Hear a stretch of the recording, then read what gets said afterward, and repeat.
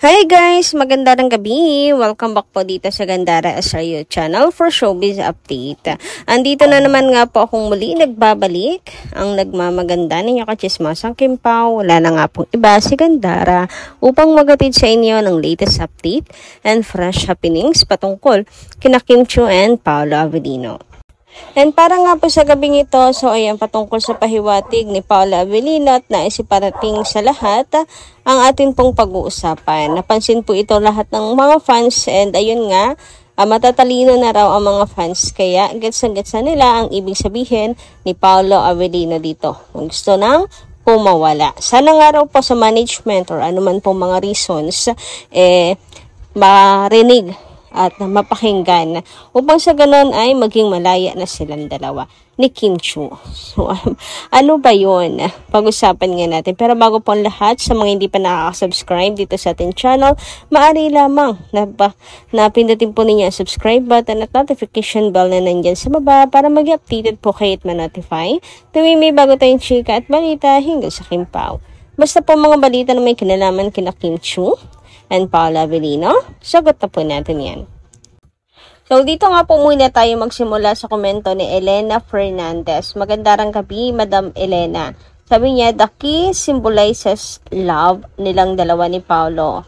Means, already lock na si Kimi natin.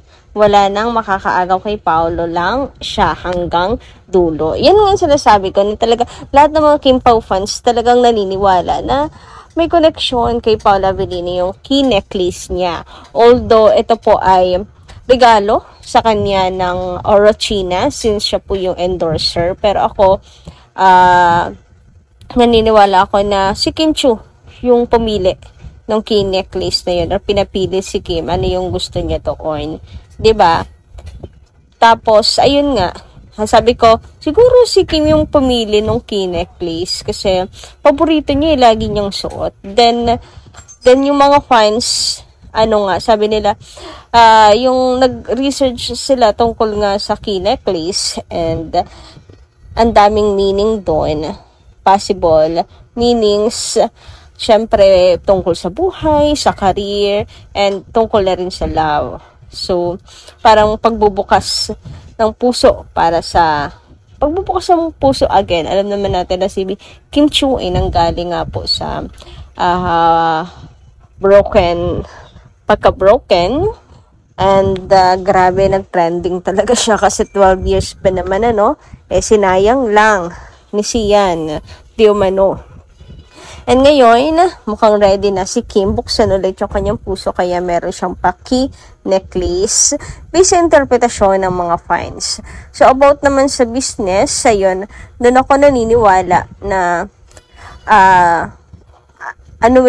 to start new life sa career para maganda. Ganyan. Dami kasing meaning guys ng key necklace kung magre-research din kayo. So, ngayon, sa showtime nga, may bagong suot si Kim na necklace, pero hindi niya mahubad-hubad si key necklace na napaka-importante parang po sa kanya, Kaya yung mga fans talagang solido, na it symbolizes of Paolo na rin. Pagsuot niya yung necklace na yun.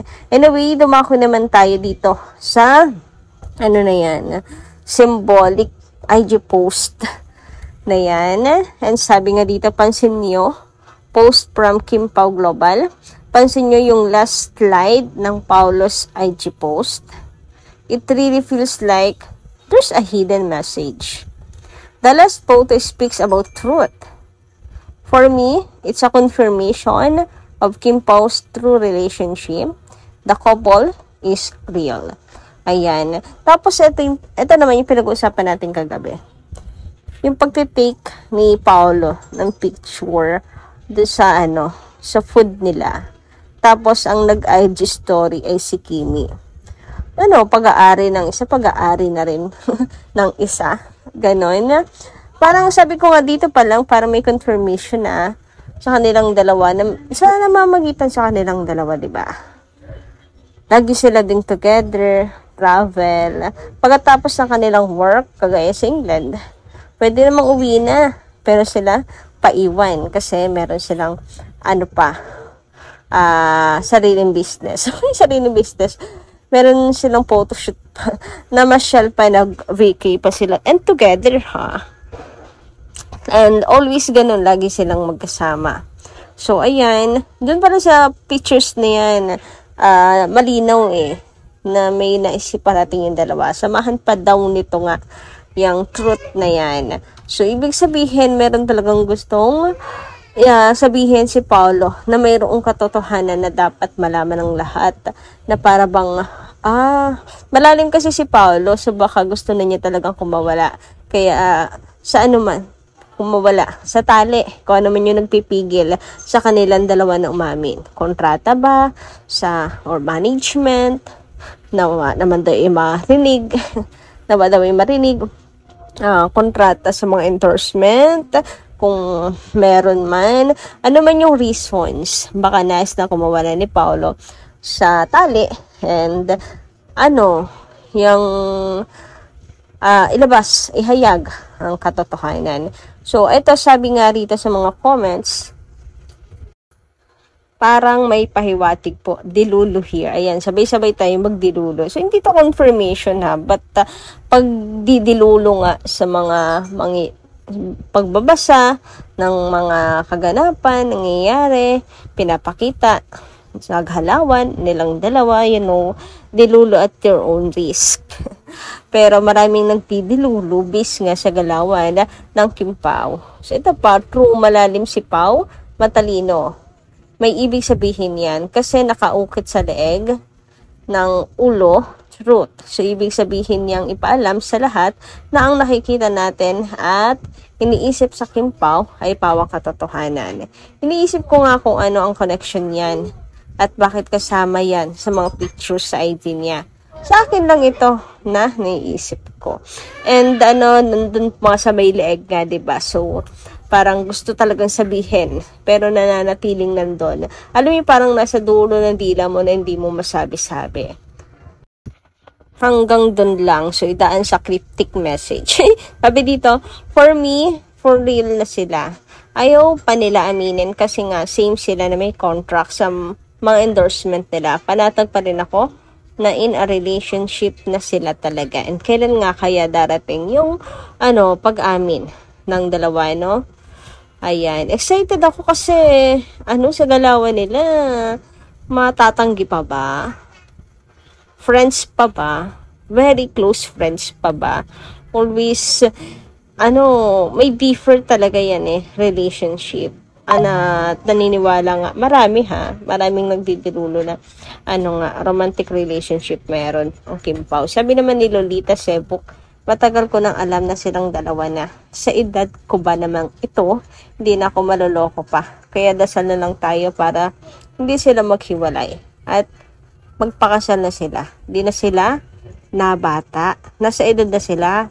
Kaya di na dapat palaging pagsabihan na magpakasal na sila.